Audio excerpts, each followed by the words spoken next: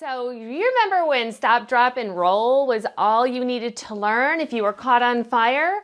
Well, what about when you're on fire in a relationship and you're trying to support your children in a space of confrontation? So I'm addressing you parents today in specifically tackling some of these pre-relationship issues that people quite often bump into.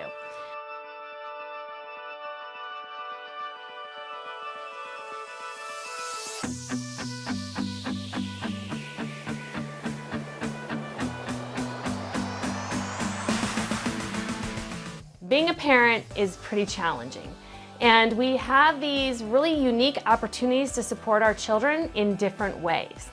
And quite often, no offense, but most of us fail because we are attached to something being different. So when I'm talking stop, drop, and roll, I'm not talking about this kind of stop, drop, and roll.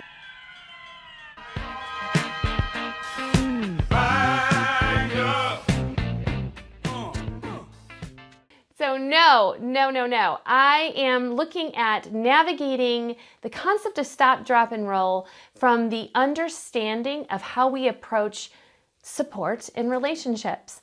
So when we work with our children, quite often we want to help them have great opportunities to have different experiences than we had. So a lot of the times we'll come in with information and wisdom that we think will change things and make their lives so much easier. Unfortunately, it's their life, it's not yours. And we start to kind of blur the lines and things get a little confusing.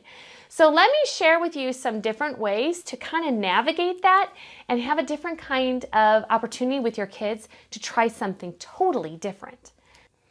So in stop, you want to take a step back and have a more neutral approach to the situation. Do you remember when you were a kid and your parents would kind of tell you how to do and what to do and how to think and how to feel? How did you feel about that?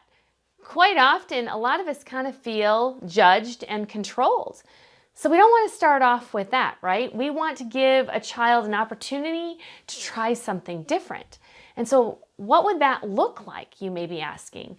In the first part of this, we want to be very cautious to kind of navigate from a more backward stance and have a very neutral approach. So that leads me into the next part. Drop. Drop your opinions, drop your thoughts, and drop your perspective.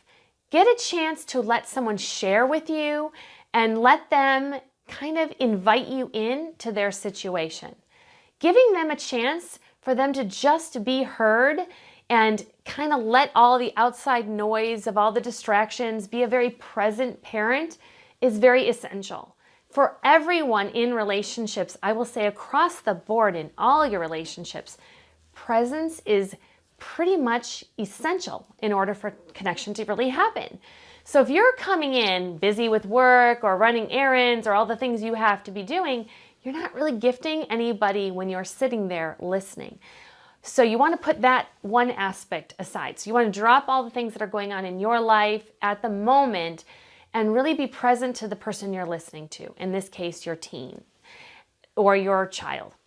So that would be the first place. The second part about drop is dropping your projections. Not kind of coming at your child with the things you think they should do. It is important to know how to navigate giving advice where someone is invited into giving advice versus being told. Otherwise, this will happen. Yes, we all remember the Charlie Brown teacher, right? They all get that deer in headlights or, the rolling of the eyes or kind of that feisty little zippy back attitude from your teen. That can happen as early as 5 years old. So this is not just a teenage behavior, but I do want you to recognize that in teens is where it kind of starts to really create a big riff for most parents. So you really want to approach this from a more neutral perspective, right? You want to give a child the opportunity to share their experiences and invite you in to giving them an opportunity to see something from a different perspective.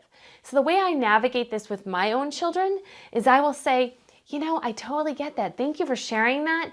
Would you like to hear what I would do in that situation? Or I'll say, I get it. It can be really hard. You want some advice, or are you just wanting to share? I always ask for permission before I just dive in, because otherwise they start to hear it as judgment. Or if your child happens to be a soft nature, they will start going into shame, thinking they did something wrong and disappointed you. And that is the last thing we want to do, right?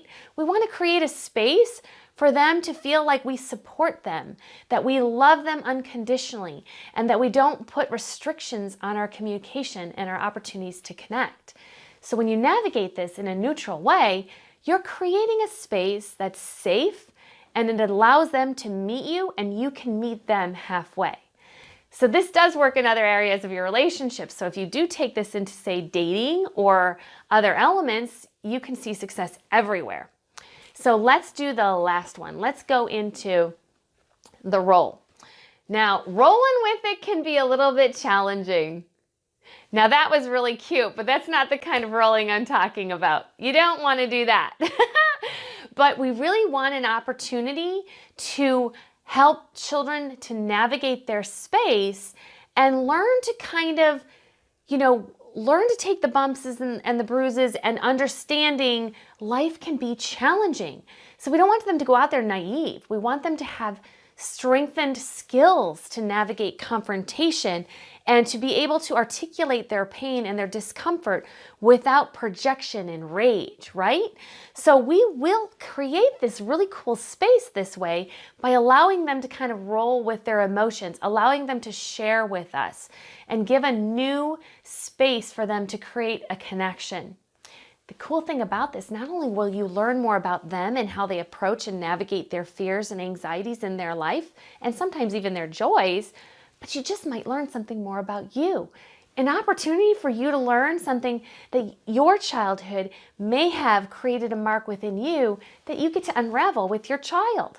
Kind of neat, right? So every connection we have in our lives does cultivate a different way to heal from our past burdens and experiences. I'm a big believer that shame can be a deal breaker in relationships, but it can also be an opportunity. So if you learn to create empathy in those spaces of shame, you will create a bridge from disconnection into connection. So if you found this helpful, I would love to hear below about your successes if you've given it a try. If you haven't yet, and you want some more questions answered about how to navigate it in your individual situation, by all means, put it below and I will respond. I love sharing, and I love a safe place to kind of go through some of this, because you never know who you're going to help. If you share your story, you may actually help some other parent who's struggling just like you. I will be posting more about confrontation, communication, and deepening your connections. So don't forget to subscribe for more upcoming posts, and make sure you hit the bell to be notified when the next episode is aired. So looking forward to connecting to you, and don't forget to follow me on Facebook and other social media. I'll put the list below. Have a great day.